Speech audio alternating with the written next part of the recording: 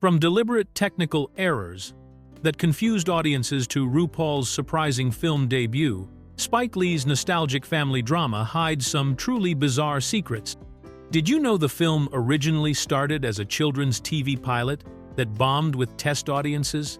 Or that theaters had to post warning signs about intentional visual distortions? These unexpected behind-the-scenes stories reveal how one of cinema's most heartfelt coming-of-age tales almost never happened the way we know it. Fact 1. Exploding oven scene was cut. Imagine Crooklyn and suddenly seeing the Carmichael family's kitchen oven burst into flames and explode in a dramatic blast. This wild scene was actually filmed for Spike Lee's 1994 family drama, but audiences never got to see it because the director decided to cut it from the final version of the movie. What makes this deleted scene even more fascinating is that it wasn't just some random bit of Hollywood drama cooked up in the writer's room. It was based on a real disaster that actually happened to Spike Lee's own family when he was growing up in Brooklyn. The explosion scene would have shown the kind of chaotic, unpredictable moment that working-class families like the Carmichaels dealt with regularly, where household appliances could suddenly become dangerous and expensive problems. For a family already struggling with money troubles, as we see throughout the film with Woody's inconsistent musician income and Carolyn's teacher's salary barely covering the bills, an exploding oven would have been both terrifying and financially devastating. Spike Lee has mentioned in interviews that this particular incident from his childhood was vivid enough in his memory that he wanted to recreate it for the movie, going through the trouble of staging and filming the sequence with all the necessary safety precautions and special effects work that an oven explosion would require. However, when it came time to edit the film, Lee ultimately decided that the scene didn't fit with the overall tone and pacing he was trying to achieve. The fact that Lee drew from such specific, unusual memories from his own family's experience shows just how deeply personal and autobiographical Crooklyn really was, even down to the strangest and most unexpected moments that shaped his childhood in Bedford-Stuyvesant during the early 1970s. Fact 2. Started as bombed Nickelodeon pilot. Before Crooklyn became a beloved movie about growing up in 1970s Brooklyn, it had a completely different life as a failed television pilot that crashed and burned with its intended audience. Joy Lee and her brother Cinque Lee originally developed their family story as a pilot episode for Nickelodeon, the children's cable network that was becoming increasingly popular in the early 1990s, with shows like Doug, Rugrats, and Clarissa Explains It All. The Lee siblings thought their authentic story about a black family living in Bedford-Stuyvesant would make perfect material for a children's series that could show kids a different perspective from the typical suburban sitcom families that dominated television at the time. They crafted their pilot around the same basic story elements that would later become the movie, focusing on Troy, the only girl in a house full of brothers, dealing with family chaos, neighborhood characters, and the struggles of growing up in the city. However, when Nickelodeon tested the pilot with focus groups of inner-city children, who should have been the target audience, the response was absolutely terrible. The kids who watched the test screening hated it so much that it became clear the show would never work as a children's program. The failure was so complete that the Lee siblings had to completely abandon the television format and rethink their approach. Rather than giving up on their story entirely, Joy and Cinque decided to take their rejected pilot script and transform it into a feature film screenplay. This pivot turned out to be exactly what the story needed, because it allowed them to explore more mature themes and give the family drama the depth and complexity that a movie format could provide, ultimately creating one of Spike Lee's most personal and acclaimed films. Fact 3. Theaters posted technical error warnings. When Crooklyn hit theaters in May of 1994, Universal Studios had to do something they had probably never done before: put up warning signs in movie theater lobbies to convince audiences that what they were seeing on screen was supposed to look weird and distorted. About 2/3 of the way through the film, when 9-year-old Troy travels south to visit her relatives in Virginia, every single scene suddenly becomes visually squeezed and stretched, making all the people look unnaturally tall and thin, as if someone had accidentally put the wrong lens on the movie projector. Spike Lee had deliberately filmed these Virginia sequences using an anamorphic lens, but then projected them without the corresponding equipment needed to unsqueeze the image, creating a deliberately distorted visual effect that was meant to show how alien and uncomfortable Troy felt in her relative's suburban world compared to her familiar Brooklyn neighborhood. The technique was supposed to make audiences feel the same sense of displacement and confusion that Troy was experiencing as a city kid, suddenly dropped into an unfamiliar environment. The problem was that moviegoers had no idea this was intentional, and many people in theaters started grumbling and complaining that something was wrong with the projection equipment. Some audience members even got up to fine theater employees to report what they assumed was a technical malfunction. The visual distortion was so convincing as an apparent mistake that Universal Studios realized they needed to take action to prevent mass complaints and walkouts. The studio ended up printing special notices that were posted in theater lobbies explaining that the squeezed appearance of certain scenes was an artistic choice by the director and not a projection error. These warning signs essentially had to teach audiences how to watch the movie properly, which shows just how experimental and unusual Spike Lee's visual technique really was for mainstream Hollywood filmmaking in the early 1990s. Fact 4. Child actors didn't know street games. When Spike Lee started filming Crooklyn in the summer of 1993, he discovered something both surprising and deeply sad about how childhood had changed in just 20 years. None of the young actors cast in the film had any idea how to play the traditional street games that their characters were supposed to be experts at, games that had been essential parts of growing up in Brooklyn neighborhoods during the 1970s when the movie takes place. The opening sequence of Crooklyn features an elaborate montage of children playing various street games that were once common in urban areas, including double dutch jump rope, stickball, and a game called Hot Peas and Butter, where kids would hide a belt and then use it to playfully whip whoever was chosen to find it. These games required nothing more than simple objects like jump ropes, sticks, balls, and whatever else kids could find around their neighborhood, and they were how entire generations of children spent their afternoons and weekends before video games and organized activities took over.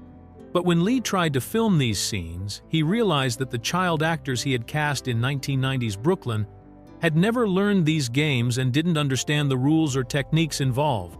This meant that Lee himself had to become a teacher, spending time before each scene personally instructing the young performers on how to properly jump rope, swing a stickball bat, or play the more complex group games that required coordination between multiple kids. Lee later explained in interviews that this experience was a wake-up call about how much urban childhood had changed, noting that these traditional street games had essentially died out because children in comparable neighborhoods by the early 1990s were often afraid to go outside and play in the streets due to increased violence and crime, representing a tragic loss of innocence and community connection. Fact 5. Zelda Harris beat 1,000+ kids. Finding the perfect child to play Troy Carmichael in Crooklyn required one of the most massive casting searches in film history, with over 1,000 children auditioning for the role across New York City before 8-year-old Zelda Harris finally won the part. What made Harris stand out from this enormous pool of young talent wasn't just her natural acting ability, but also her previous professional experience working on one of the most beloved children's television shows of all time. Before landing her breakthrough film role, Harris had already appeared in 20 episodes of Sesame Street, where she worked alongside legendary characters like Big Bird, Cookie Monster, and the rest of the Muppet cast that had been entertaining and educating children for decades. This experience gave her a significant advantage over most child actors her age, because she already understood how to work with cameras, take direction from adults, and maintain her energy and focus during long filming days. Harris later described the audition process as incredibly intense, with her mother cutting out a newspaper advertisement for what was described as a cattle call audition, where hundreds of kids would show up hoping for a chance. She remembered walking into an auditorium filled with children and their parents, all waiting for their brief moment to impress the casting directors. During one of her final auditions, Harris recognized Joy Lee from a poster for Spike Lee's previous film, Mo Better Blues, which helped her realize just how important this opportunity really was. The casting team, including Spike Lee's brother Chin-Kei, who was heavily involved in finding authentic kids from Brooklyn neighborhoods, knew they had found something special in Harris when they saw her natural confidence and ability to hold her own among the chaos of a large film production, skills she had already developed during her time working on the fast-paced environment of Sesame Street. Fact 6. RuPaul's feature film debut surprise.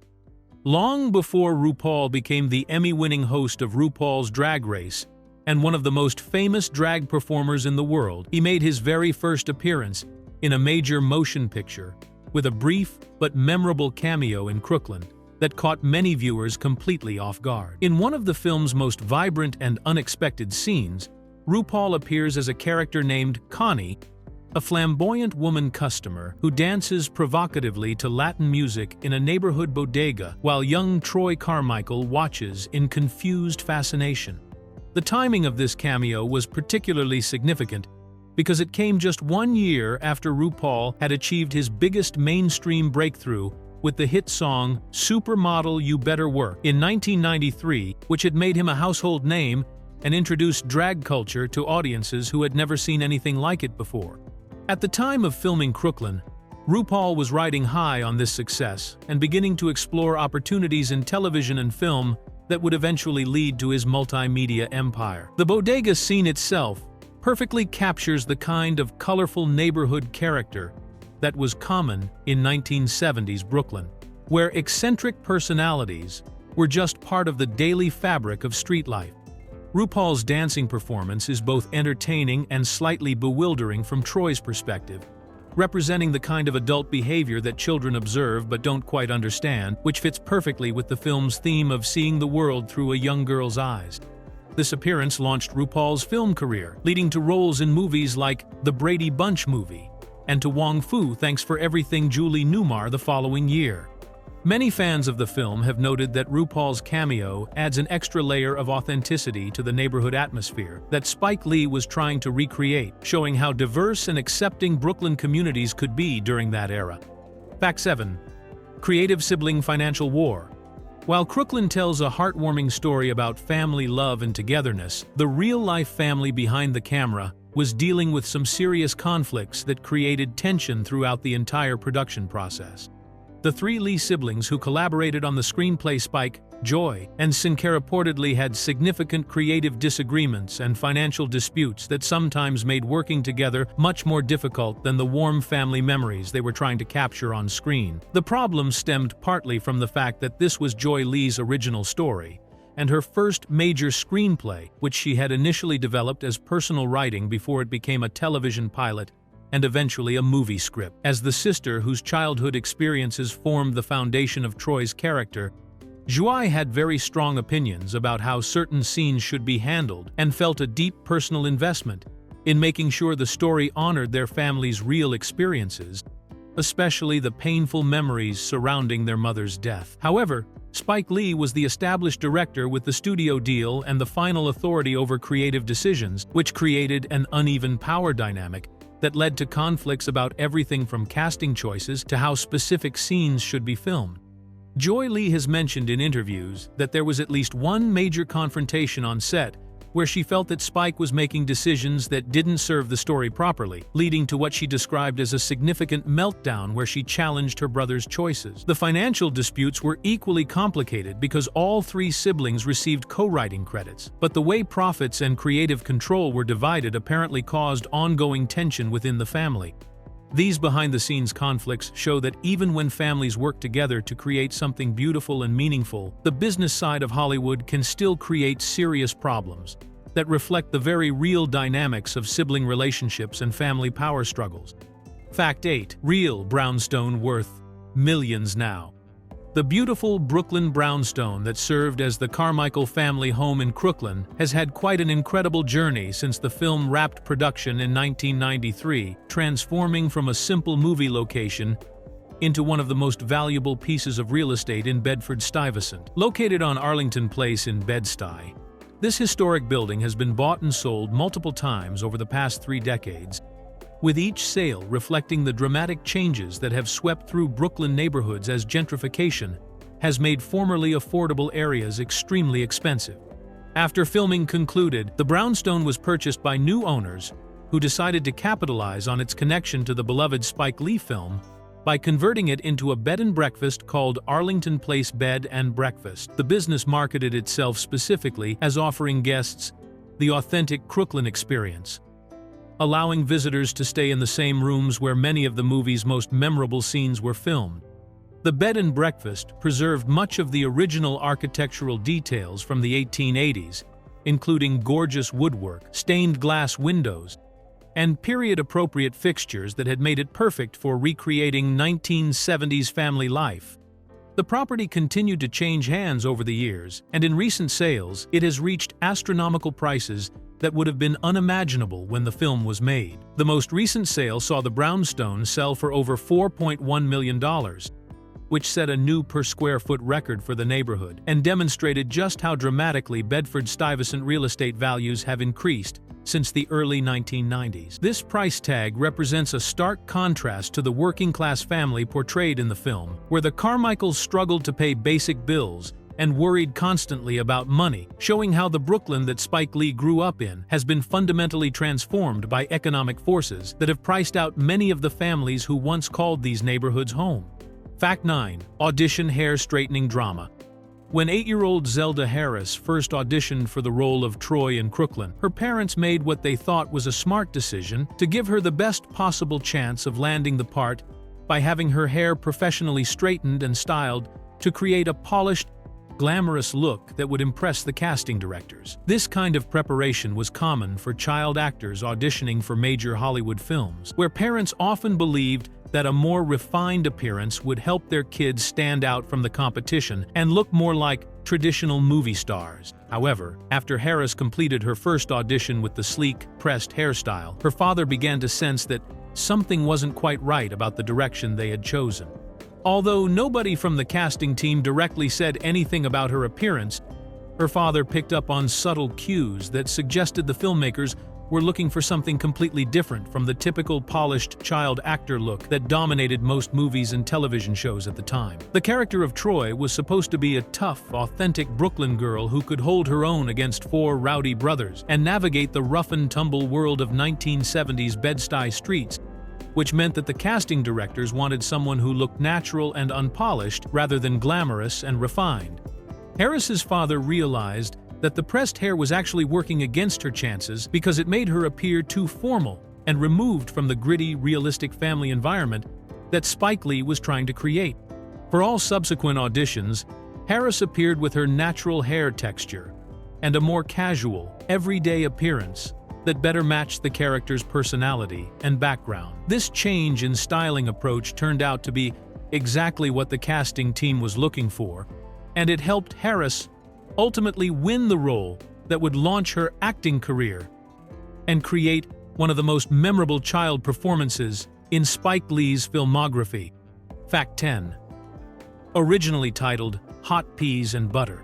Before audiences ever heard the name Crooklyn, Spike Lee's nostalgic family drama was going to be called Hot Peas and Butter, which would have made it one of the most unusual movie titles in Hollywood history. This original title came directly from one of the traditional street games that appears prominently in the film's opening sequence, a game that was popular among children in urban neighborhoods during the 1970s, but has since disappeared from most American playgrounds. Hot Peas and Butter was a hide-and-seek style game with a twist that made it both exciting and slightly dangerous for the kids who played it. One child would hide a belt somewhere in the playing area, while the other children closed their eyes, and then everyone would search for the hidden belt, while the person who hid it called out clues like cold when searchers were far away, or hot when they were getting close. The real excitement came when someone found the belt, because they could then use it to playfully whip the other players as everyone ran around trying to avoid getting hit. The game represented exactly the kind of rough, unsupervised play that was common in Brooklyn neighborhoods when Spike Lee was growing up, where children created their own entertainment using whatever objects they could find, and parents trusted kids to work out their own rules and boundaries.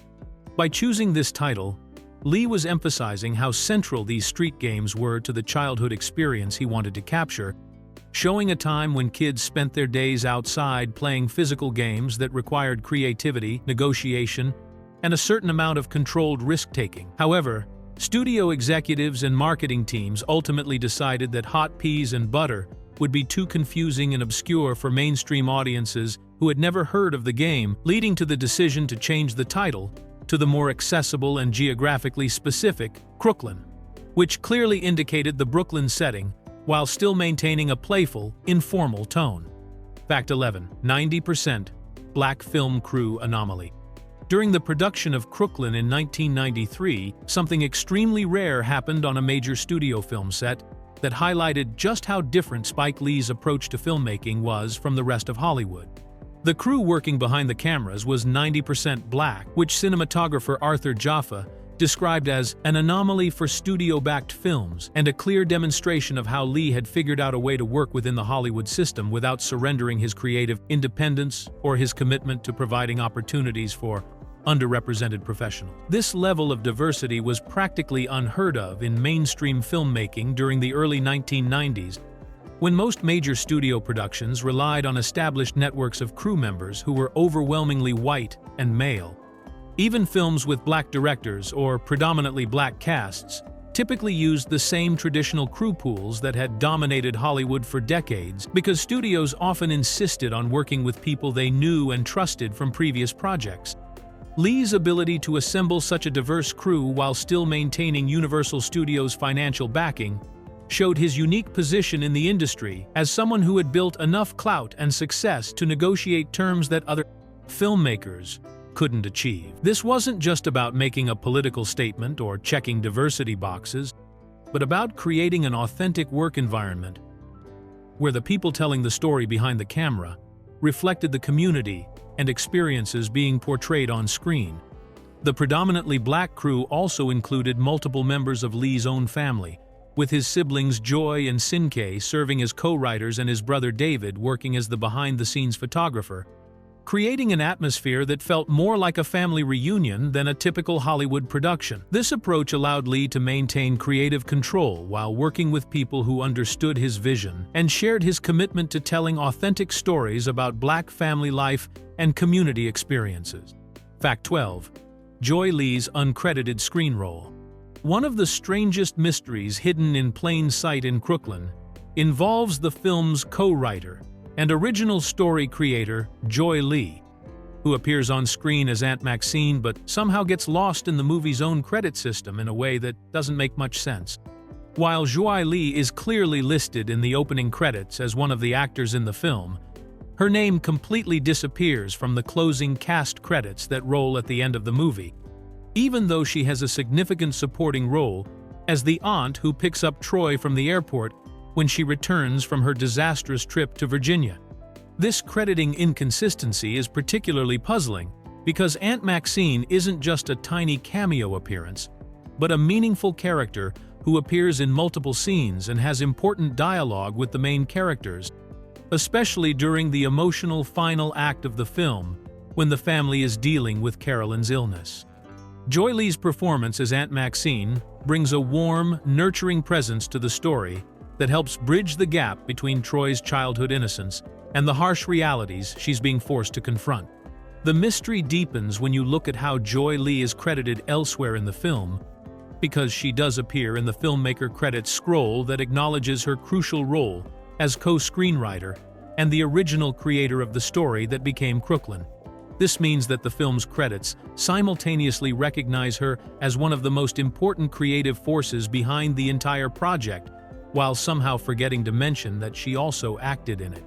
Whether this omission was an honest mistake during the complicated process of assembling the final credits, or whether it reflects some of the creative and financial tensions that reportedly existed between the Lee siblings during production, remains unclear. The inconsistency stands as a permanent reminder of how even the most personal and collaborative family projects can have unexpected complications that show up in the smallest details. Fact 13. Press critics besieged projection booth. The 1994 London press screening of Crooklyn turned into complete chaos. When dozens of film critics became convinced they were watching a movie with serious technical problems and decided to take matters into their own hands by storming the projection booth to demand that someone fix what they assumed was a major equipment malfunction. When the Virginia sequences began playing with their deliberately squeezed and distorted visual appearance, the assembled critics had no idea that this bizarre effect was intentional, and they immediately concluded that the projectionist was using the wrong lens or had made some other serious technical error. What made this situation even more absurd was that the film's distributors had apparently failed to communicate with anyone involved in the screening about Spike Lee's unusual artistic choice, which meant that not only were the critics completely unprepared for the visual distortion, but even the projectionist himself had no idea that the squeezed images were supposed to look that way. This lack of communication created a perfect storm of confusion where everyone in the theater, including the person actually running the projection equipment, was convinced that something had gone terribly wrong with the screening. The critics reportedly surrounded the projection booth in large numbers, demanding that the technical staff stop the film and fix whatever was causing the visual problems, creating a scene that was probably more dramatic and chaotic than anything actually happening in the movie itself. The projectionist, who was just as confused as everyone else about why the film suddenly looked so strange, had no way to explain what was happening or reassure the angry critics that everything was working properly. This international incident perfectly demonstrates how experimental and ahead of its time Spike Lee's visual technique really was, since even professional film critics who were supposedly experts at understanding different cinematic approaches had never seen anything like the deliberate anamorphic distortion and couldn't recognize it as an artistic choice rather than a technical failure. Fact 14. One film, one New York contest. 23 years after Crooklyn first hit theaters, the film achieved something that proved just how deeply it had connected with New York audiences when it won the inaugural One Film, One New York contest in 2017, beating out some of the most beloved and iconic movies ever made about the city. This public voting competition was designed to identify which New York-themed film best captured the spirit and experience of living in the city, and organizers were probably surprised when voters chose Spike Lee's intimate family drama over much more famous classics that had become synonymous with New York in popular culture. The competition included legendary films like On the Town from 1949, which featured Gene Kelly and Frank Sinatra singing and dancing through the city, New York. New York from 1977 with Liza Minnelli and Robert De Niro. Desperately Seeking Susan from 1985 starring Madonna and Rosanna Arquette, and The Wedding Banquet from 1993. These were all movies that had achieved significant commercial success and cultural recognition, making Crooklyn's victory particularly meaningful because it showed that ordinary New Yorkers connected more strongly with its authentic portrayal of neighborhood life than with the more glamorous or tourist-friendly versions of the city. The prize for winning this contest was truly special, as Crooklyn was screened simultaneously for free across all 5 boroughs of New York City on September 13, 2017, in cinemas and parks throughout Manhattan, Brooklyn, Queens, the Bronx, and Staten Island. This citywide celebration allowed thousands of New Yorkers to experience the film together and share in the memories and emotions that had made it such an enduring favorite among people who actually lived in the neighborhoods, communities that Spike Lee had so lovingly portrayed in his semi-autobiographical masterpiece. Fact 15. Death timeline changed for drama. While Crooklyn presents itself as a deeply personal and autobiographical story about Spike Lee's family, the filmmakers made one significant change to the timeline of real events that shows how even the most honest family stories sometimes need artistic adjustments to work better as cinema. The most tragic and important event in the Lee family's history, death of their mother Jacqueline from cancer actually, happened in 1977, when Joy Lee was 14 years old. But the film moves this devastating loss back to 1973 to create better dramatic structure and character development for the story they wanted to tell. This 4-year shift might seem like a small detail, but it had major implications for how the story unfolds and how audiences understand Troy's emotional journey throughout the film. By placing their mother's death earlier in the timeline, the Lee siblings were able to focus the entire movie around the summer when Troy is 9 years old, creating a more concentrated and emotionally powerful narrative that shows a young girl being forced to grow up quickly due to circumstances beyond her control.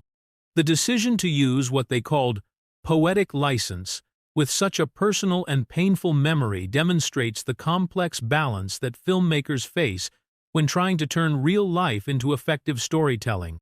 The siblings knew that the exact chronology of events from their childhood was less important than capturing the emotional truth of how losing their mother affected their family dynamics and their individual development as children growing up in Brooklyn. Roger Ebert and other critics noted that the Lee siblings described their approach as creating a film that was inspired by their memories rather than serving as literal autobiography, acknowledging that some details needed to be adjusted to serve the larger purpose of honoring their mother's memory and sharing the universal experiences of childhood, family struggle, and loss that would resonate with audiences regardless of their specific backgrounds.